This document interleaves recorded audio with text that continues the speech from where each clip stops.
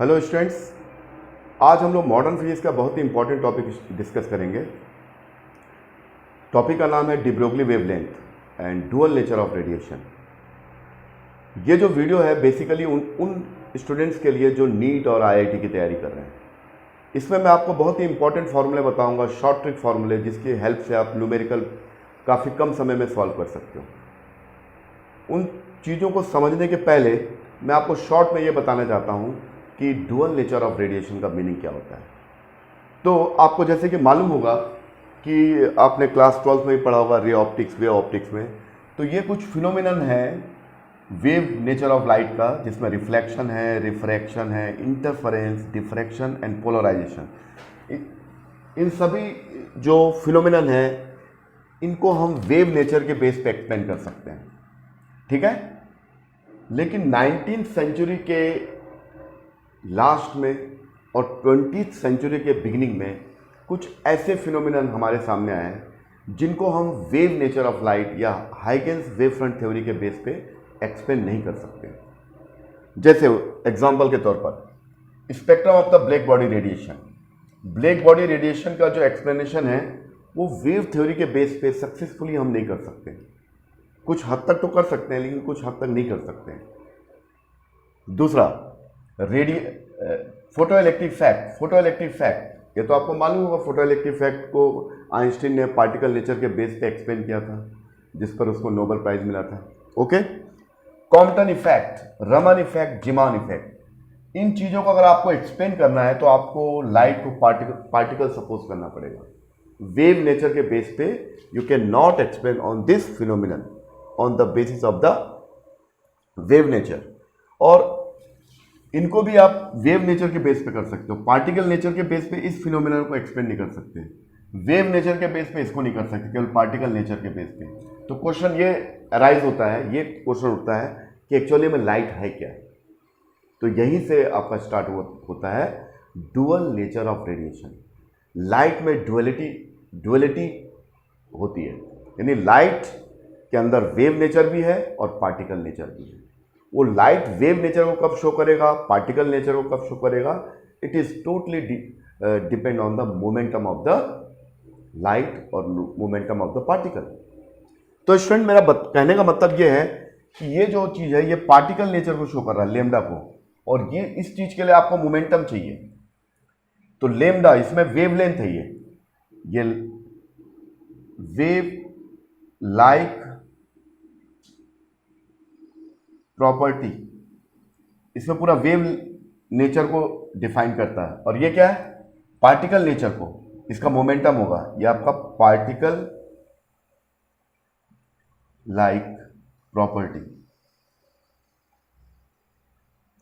1924 में French scientist Louis de Broglie derived an important equation, and this equation shows that the connection between the wave nature of particle and momentum, wave nature of the light and particle nature of the light, यानी light के particle nature और wave nature के बीच में connection को establish करता है on the basis of the Max Planck quantum theory and theory of relativity. Okay, तो इनके बीच में कनेक्शन क्या है, 1924 में एक कनेक्शन स्टैब्लिश किया, ये है कनेक्शन। और ये कनेक्शन है lambda is equal to h upon p. H is the Planck constant and p is the momentum of the light.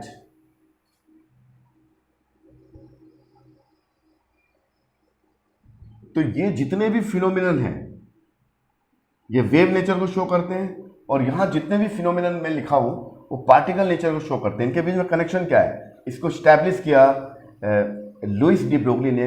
Lambda is connected by the momentum of the light. तो lambda equals to h upon p. H is the Planck constant, p the momentum of the light. That means lambda is inversely proportional to the momentum of the light. तो student, आपको समझ में आ गया ये बात। अब आगे बढ़ते हैं।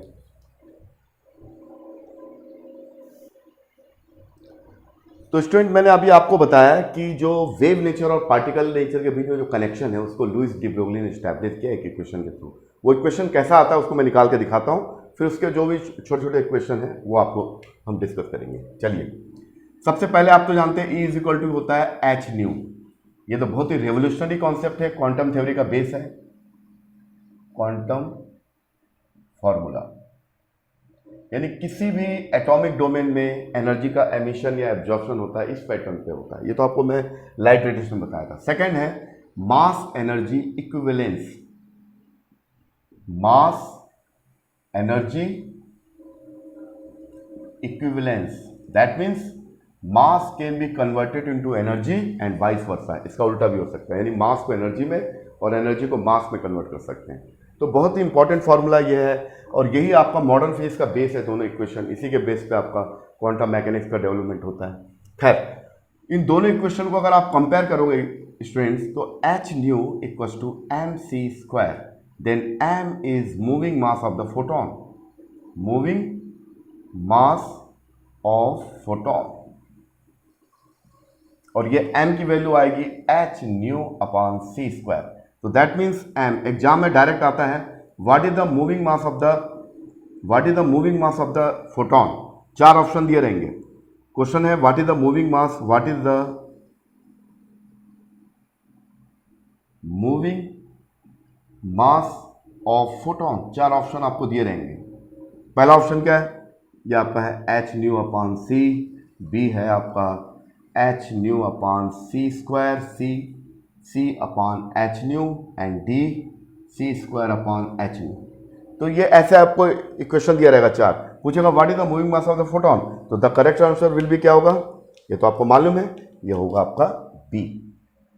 तो इस टाइप के छोटे मोटे क्वेश्चन आते हैं। तो आज हम लोग छोटे मोटे जो इक्वेशन है उसके बारे में बात करेंगे, उसके थ्रू कैसे न्यूमेरिकल सॉल्व करते हैं वो भी आपको मैं फॉर्मूला बताऊंगा, और उसके बाद डिटेल से हम न्यूमेरिकल सॉल्व करेंगे, तो आपको पूरी चीज़ें क्लियर हो जाएंगी। तो इसको ध्यान से देखिए, इस वीडियो को शुरू से लास्ट तक, आपको सारी बातें समझ में आ जाएंगी। चलिए, क्लियर हुआ। तो मूविंग मास निकल गया। तो ये जो फॉर्मूला जो स्टैब्लिश किया, इसको कैसे करेंगे, बहुत ही सिंपल है। देखिए,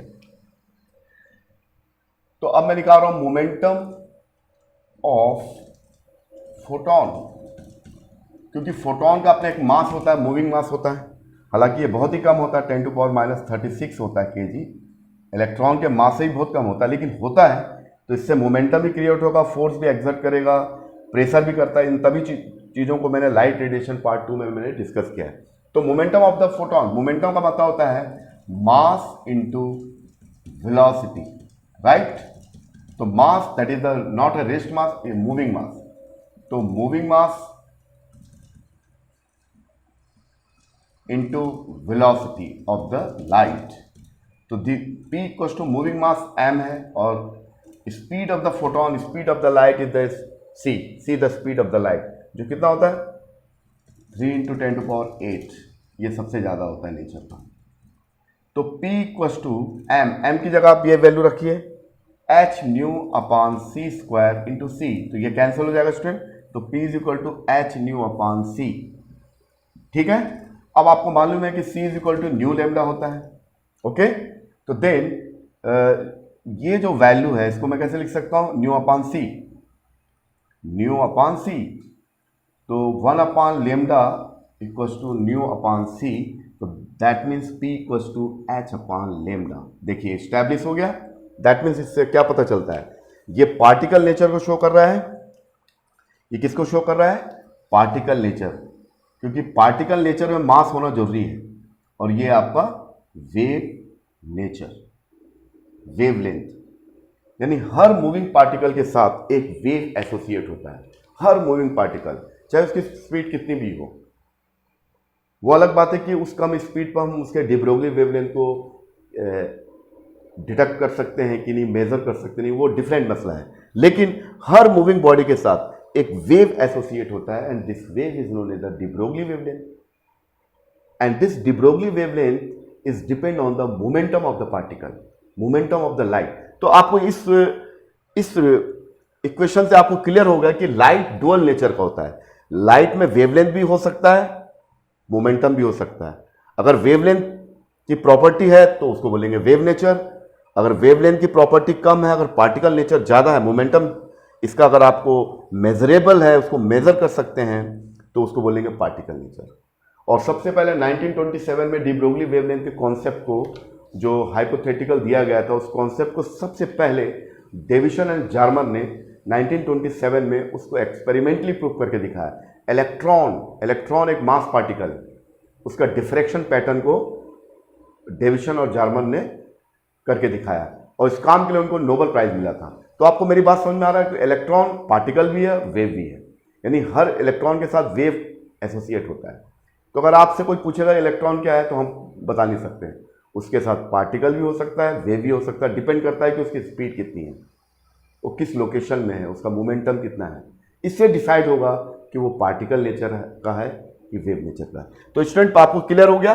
तो ये जो फार्मूला जो डी ब्रोगली ने स्टैब्लिश किया था on the basis of this formula, quantum theory formula, और ये इसके बेसिस से प्रूव हुआ कि लाइट जो है, लाइट के पास दो नेचर होता है, एक वेवलेंथ और एक मोमेंटम। वेवलेंथ उसके पार्टिकल नेचर को शो करता है और ये मोमेंटम उसके वेवलेंथ उसके वेव नेचर को शो करता है और मोमेंटम उसके पार्टिकल नेचर को शो करता है। तो ये फॉर्मूला के बेसिस पे उन्होंने बताया कि लाइट डुअल नेचर का होता है। ठीक है स्टूडेंट, अब इसी डुअल नेचर ऑफ रेडिएशन को या ये जो फॉर्मूला है इसको हम पूरे पार्टिकल में अप्लाई कर सकते हैं। Not only for light, it is applicable for the all material particle. It can be applicable in all material particle. जितने भी मटेरियल पार्टिकल जिनके पास मास होता है और जिनका स्पीड है, मास और स्पीड जिनके पास है, उन सभी पार्टिकल के साथ एक डी ब्रोगली वेवलेंथ कनेक्ट होगा और उसको हम इजीली डिटेक्ट कर सकते हैं। तो ठीक है, इसके बाद मैं आपको मटेरियल पार्टिकल के साथ कनेक्ट जो होता है उसके बारे में बात करते हैं।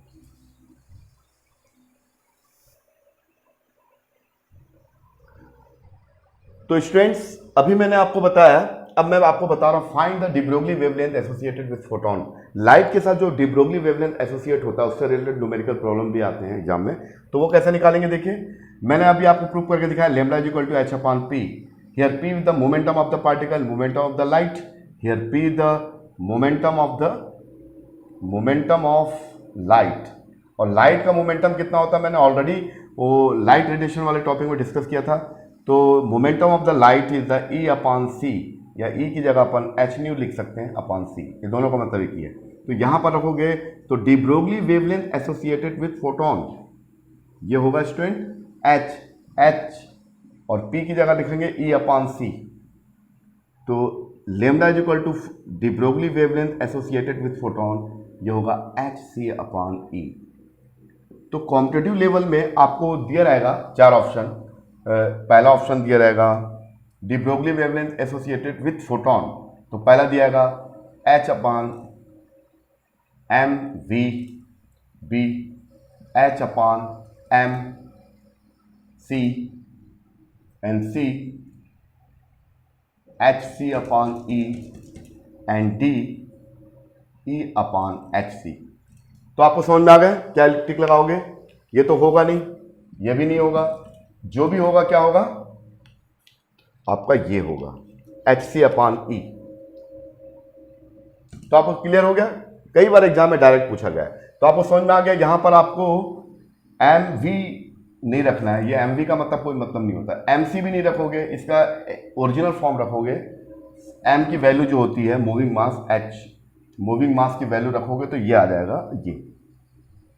तो क्लियर हुआ स्टूडेंट, तो ये हुआ। अब मैं आपको बता रहा हूं find the de Broglie wavelength associated with material particle.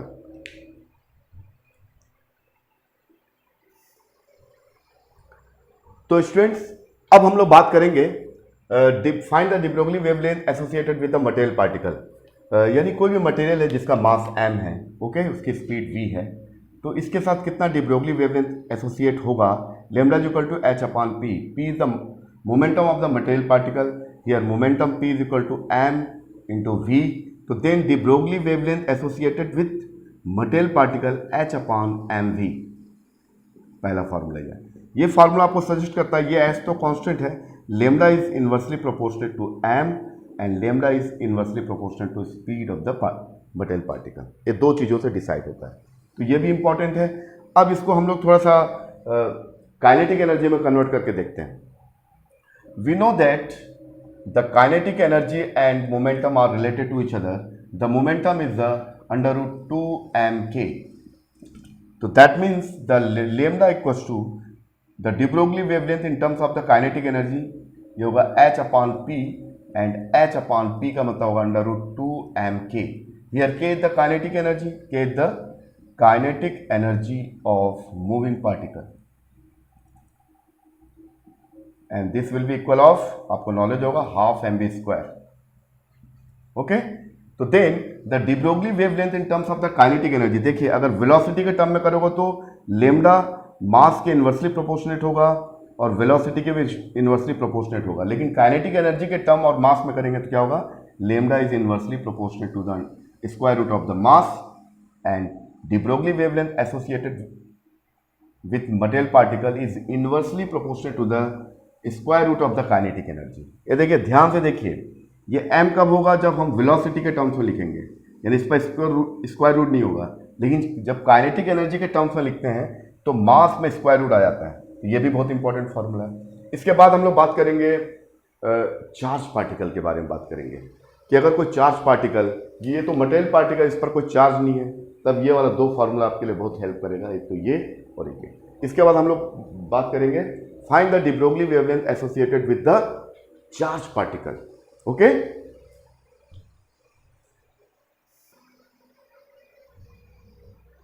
Okay student, अब हम लोग बात करेंगे find the de Broglie wavelength associated with the charge particle. अब कोई चार्ज पार्टिकल है Q, वो एक्सेलरेट हो रहा है एक पोटेंशियल डिफरेंस V से। Okay, the charge particle is accelerated through a potential difference of voltage V, उसका मास m है। तो पहला तो formula lambda is equal to h upon p होता है, राइट। फिर सेकंड p को हम काइनेटिक एनर्जी के टर्म्स में लिखेंगे under root 2mk and kinetic energy of the moving charge particle, the kinetic energy of moving charge particle is related to the small, इसको q लिख देते हैं, q and v। Here v is the voltage, कितना voltage है वो drift हो रहा है, आगे बढ़ रहा है। तो दैट मीन्स द k की जगह आप q भी रिप्लेस करोगे, then the de Broglie wavelength associated with charge particle ये होगा h upon under root 2m and k की जगह लिखेंगे q एंड v। तो इससे अगर आप एग्जाम में आता तो lambda, the de Broglie wavelength associated with charge particle, lambda is inversely proportional to the square root of m, lambda is also square root of the q and lambda is inversely proportional to V in volt। ये तीन result बहुत important है। अब student, अब suppose if charge particle is an electron, अब charge particle Q की जगह electron रख दो E, और इलेक्ट्रॉन का charge 1.6 into 10 to power minus 19 coulomb और mass of electron 9.1 into 10 to power minus 31 kg। तो स्टूडेंट, जब भी न्यूमेरिकल प्रॉब्लम सॉल्व करोगे, इसका शॉर्टकट फार्मूला बताता हूँ। शॉर्ट में कौन सा फार्मूला आएगा वो आपको मैं ऐसे निकाल के दिखा देता हूँ। तो जब भी रखोगे तो इसको ऐसे लिखोगे, देखो 9.1 इंटू 10, इसको ऐसा लिख सकता हूँ 0.91 into 10 to power minus 10 to the power 1 into 10 minus 31 kg। तो ये आपका हो जाएगा 0.91 इंटू 10 माइनस 30 kg। तो then mass of the electron जब भी आएगा तो इसको हम 0.91 को अप्रॉक्सीमेटली 1 मान सकते हैं, 1 इंटू 10 पावर माइनस 30 kg। ठीक है स्टूडेंट, तो इस वैल्यूज को अगर यहाँ रखोगे, यहाँ Q की जगह पर इतना, M की जगह पर इतना, तो देन जो फाइनल आंसर आएगा it is very useful, 12.27 upon under root capital V is the volt in volt. Here V is the volt और ये पूरी वैल्यू आएगी जो एंगस्ट्रॉम में आएगी। और इसको स्क्वायर रूट में लिखना चाहते हो इसको भी, तो 150 upon under root V angstrom और ये होगा इन वोल्ट। तो ये दो फॉर्मूले इलेक्ट्रॉन से रिलेटेड है जो बहुत इंपॉर्टेंट है, जो परीक्षाओं में आते हैं। ठीक है स्टूडेंट, क्लियर? चलिए आगे देखते हैं।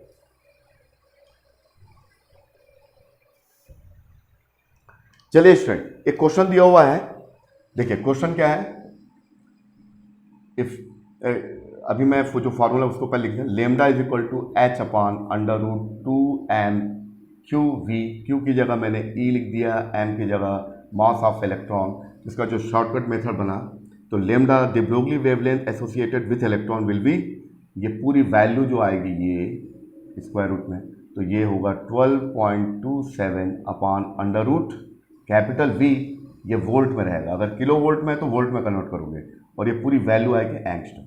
अब चलिए एक न्यूमेरिकल दिया है, उसमें वोल्टेज मेंशन किया 100 वोल्ट, यानी कोई इलेक्ट्रॉन 100 वोल्ट, यानी दो इलेक्ट्रोड के बीच में जो वोल्टेज है 100 वोल्ट, उससे वो मूव कर रहा है, तो उस समय उसकी जो काइनेटिक एनर्जी होगी, उस समय उसके साथ जो डी ब्रोगली वेवलेंथ एसोसिएटेड होगा, अगर ये फार्मूला बनता है तो आप सीधा निकाल लोगे। 12.27 यहाँ पर लिखोगे आप V की जगह पर 100 वोल्ट, यहाँ पर वोल्ट में है, ओके स्टूडेंट। तो याद है आपका आएगा एंगस्ट्रॉम में आता है ये, तो 12.27 और ये आएगा आपका 10, ये आपका हो गया 1.227 एंगस्ट्रॉम। तो the de Broglie wavelength associated with electron will be 1.227 angstrom when voltage is given 100 volt. अगर एग्जाम में अगर आपको दिया है कि V की वैल्यू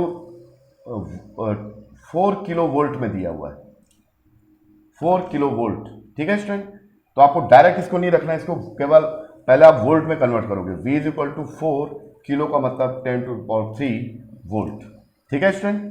तो इसको रखोगे तो D Broglie wavelength associated with electron if voltage given 4 kilo volt, तो ये हो गया 12.27 अपॉन अंडर रूट V की जगह रखोगे 4 × 10⁻³, तो 4 तो बाहर आ जाएगा, ये हो गया 12 ये सब एंगस्ट्रॉम रहेगा।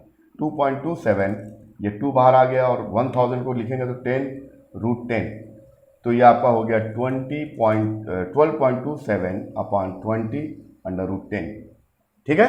तो इतना आएगा इसको सॉल्व करेगा तो स्टूडेंट आपको समझ में आया कि जब आपको एग्जाम में आएगा तो ये वाला फॉर्मूला यूज करना है, क्योंकि आपको इतना टाइम नहीं है कि आप m की वैल्यू रखोगे, q की वैल्यू रखोगे, उसको सॉल्व करोगे तो आपका 10-15 मिनट चला जाएगा।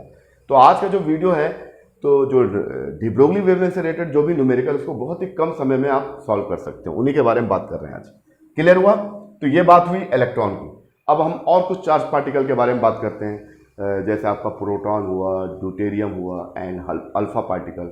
अगर ये भी अगर मूव कर रहे हैं तो उनके साथ कितना डी ब्रोगली वेवलेंथ कनेक्ट होगा, उसके बारे में भी बात करते हैं। उसके बाद लास्ट में आपको न्यूट्रॉन के बारे में बात करेंगे, तो न्यूट्रॉन तो चार्जेस पार्टिकल है, तो उसको हम कैसे ट्रीट करेंगे, तो वो भी हम बात करते हैं।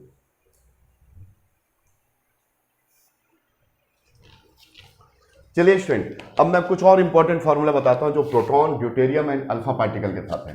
तो इनके लिए आप लोगों को क्या याद करना है, देखिए लेमडा इज इक्वल टू होता है H/P, ये तो मालूम है। Hp को काइनेटिक एनर्जी से कनेक्ट करोगे 2mk, k is the kinetic energy of the moving particle, ठीक है। इसके चार्ज पार्टिकल के साथ तो k, अब इस k के साथ क्या रखेंगे, H/√2mk qv, राइट। सबसे पहले प्रोटॉन के बारे में करते हैं। Q charge on proton is 1.6 × 10⁻⁻19 coulomb and V as it is mass of proton is 1.67 × 10⁻⁻27 kg। तो ये तमाम चीज़ों का अगर आप रखोगे तो आपको बहुत टाइम लगेगा, तो इसका डायरेक्ट आपको सॉल्व करके दिखा दूंगा मैं। D Broglie wavelength associated with proton will be, देखिए ये फॉर्मूला याद रखिए, आपको बहुत काम आएगा। और इसकी वैल्यू जो होती है स्टूडेंट्स, इसकी जो वैल्यू होती है वो 0.286 अपॉन अंडर रूट V इन वोल्ट, ये याद रखिए आप।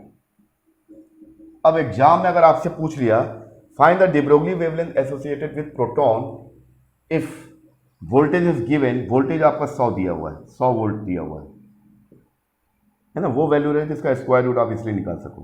तो D Broglie wavelength associated with proton will be, ये होगा 0.286 अपॉन 100 रखोगे उसका स्क्वायर रूट होगा 10, और ये एंगस्ट्रॉम, तो ये होगा 0.0286 एंगस्ट्रॉम, ठीक है स्टूडेंट। तो ये प्रोटॉन के बारे में बात कर रहे हैं हम लोग। उसके बाद हम लोग ड्यूटेरियम के बारे में बात करते हैं। Deuterium, mass of the deuterium is the 2 times of the mass of the proton, तो इसका चार्ज तो उतना ही होता है, Q इज इक्वल टू। तो इसको अगर आप इस फॉर्मूले में रखोगे स्टूडेंट, तो आपके पास जो इक्वेशन आएगा de Broglie wavelength associated with deuterium, deuterium will be 0.202 upon under root V, ये इन वोल्ट, ये वोल्ट में रहेगा और ये पूरी वैल्यू आएगी एंगस्ट्रॉम में। ठीक है स्टूडेंट्स, आपको मेरी बात समझ में आ गई? ठीक, अब उसके अल्फा पार्टिकल के बारे में बात करते हैं। अल्फा पार्टिकल, अल्फा पार्टिकल का जो मास होता है, मास of the alpha particle is the 4 times of the mass of the proton.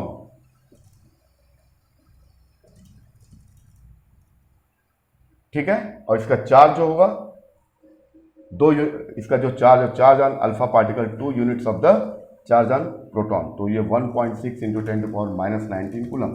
इसको अगर आप रखोगे तो फाइनली जो आंसर आएगा उसको हम लिख लेते हैं, वो आएगा आपका लेमडा, ये डी हुआ alpha particle is a 0.101 upon under root V in volt, और ये आपका आएगा एंगस्ट्रॉम में। तो कॉम्पिटिटिव लेवल में अगर आपसे पूछेगा find the de Broglie wavelength associated with the alpha particle, here V is given, कुछ भी दिया है, तो ये अगर ये फॉर्मूला आपको याद है, इसको ऐसे निकाल सकते हो, लेकिन बहुत टाइम वेस्ट होगा। इसको मैंने डायरेक्ट निकाल के दिखा दिया। Lambda alpha is 0.101 and divided by square root V, और वी यहाँ पर वोल्ट में होगा, ये बात का ध्यान रखना है। ठीक है, तो ये 3 चीज हमने अब स्टडी कर लिया। अब चलिए हम लोग न्यूट्रॉन के बारे में बात करते हैं, है ना, उसका क्या क्या फॉर्मूला बन सकता है और एग्जाम में कैसे क्वेश्चन आते हैं उसके बारे में बात करते हैं। चलिए स्टूडेंट, अब हम लोग न्यूट्रॉन के बारे में बात करते हैं, जो बहुत ज़्यादा इंपॉर्टेंट है, क्योंकि न्यूट्रॉन के साथ क्या है, इट हैज़ नो चार्ज, इसमें कोई चार्ज, क्यों, charge on neutron is 0, but mass तो होता है इसका, मास ऑफ द न्यूट्रॉन ये प्रोटॉन के इक्वल होता है जी।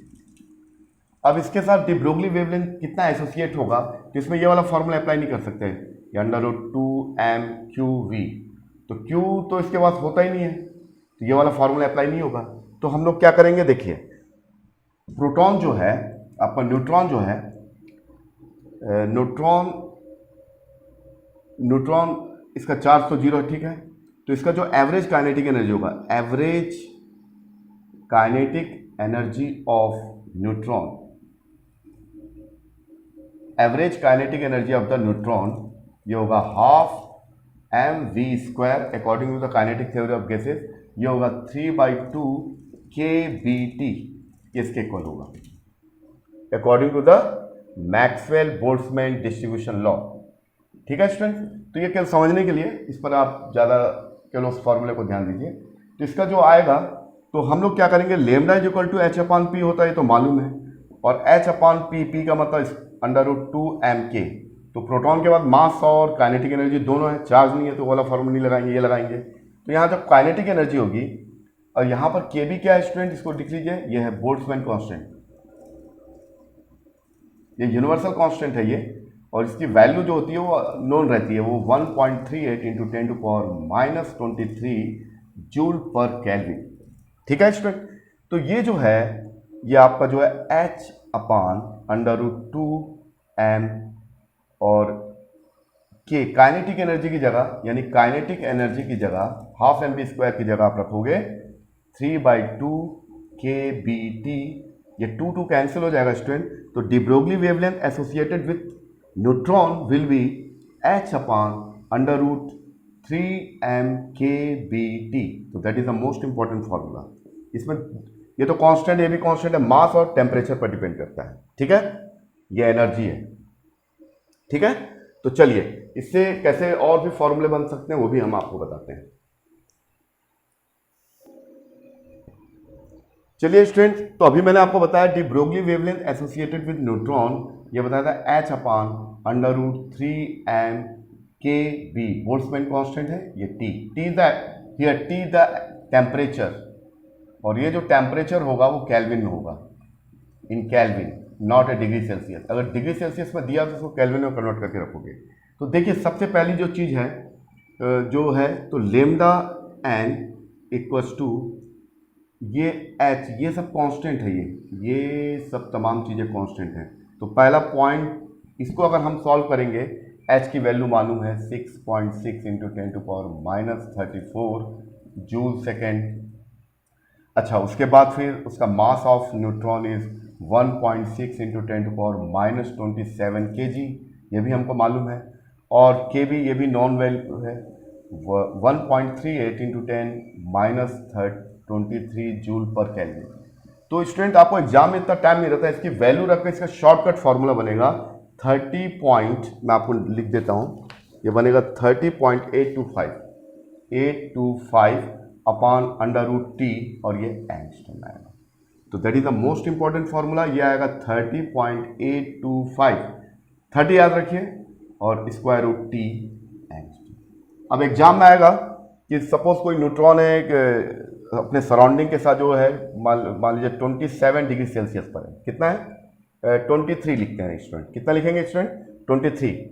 तो find the de Broglie wavelength associated with neutron. तो ये बहुत इजीली आप बना लोगे, ये अगर ये फार्मूला याद है तो ये वाला फार्मूला क्या 30.825 और यहाँ पर T जो है इन केल्विन में, लेकिन यहाँ पर दिया क्या है स्टूडेंट हम लोग को डिग्री सेल्सियस में, तो ये आपका होगा T इज इक्वल टू 23 + 273, इसको ऐड करेंगे तो 300 आ जाएगा केल्विन। अब स्टूडेंट आप उठा के इसको यहाँ रख दीजिए, तो D Broglie wavelength associated with neutron will B 30.825 upon √300 kelvin है वो, और ये पूरी वैल्यू एंगस्ट्रॉम में आ जाएगी। तो ये आप न्यूट्रॉन का निकाल सकते हैं, ठीक है। एक और फॉर्मूला बताते हैं न्यूट्रॉन के बारे में, तो इसके बाद आगे बात करेंगे।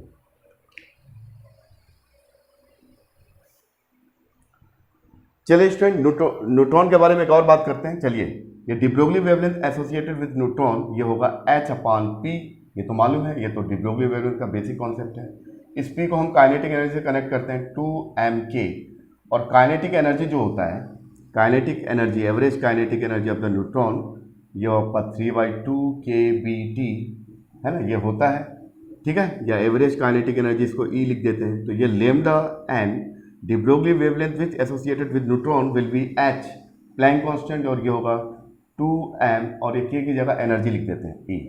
अगर इसको सॉल्व करोगे स्टूडेंट्स, कभी कभी एग्जाम में आएगा, ये आपका आएगा 0.286, कितना आएगा 0.286, और ये आपका आएगा √E, ये होगा इन इलेक्ट्रॉन वोल्ट। ये भी बहुत इंपॉर्टेंट है।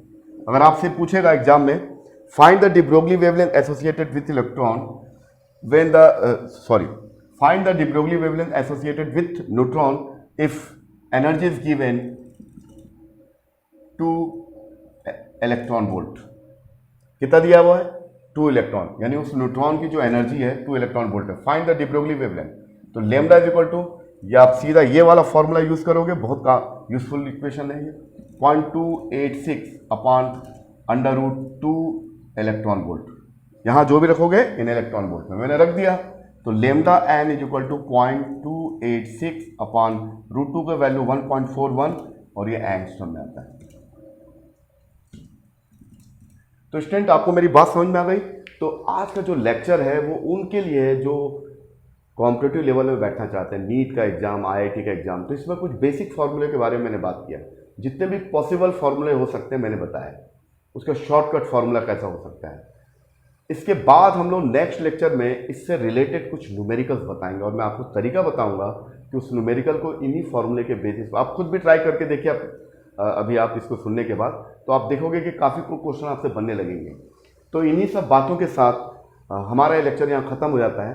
और अगर आपको ये वीडियो पसंद आया तो इसको लाइक और सब्सक्राइब करिए, और भी अपने जैसे स्टूडेंट जो नीट और IIT की तैयारी करें उन तक पहुँचाइए। इन्हीं सब बातों के साथ हमारा लेक्चर खत्म होता है। अगले लेक्चर में हम इन फॉर्मूले से रिलेटेड बढ़िया न्यूमेरिकल जो नीट और IIT में पूछे गए हैं उनको हम लोग डिस्कस करेंगे। ओके, थैंक यू, फिर मिलते हैं।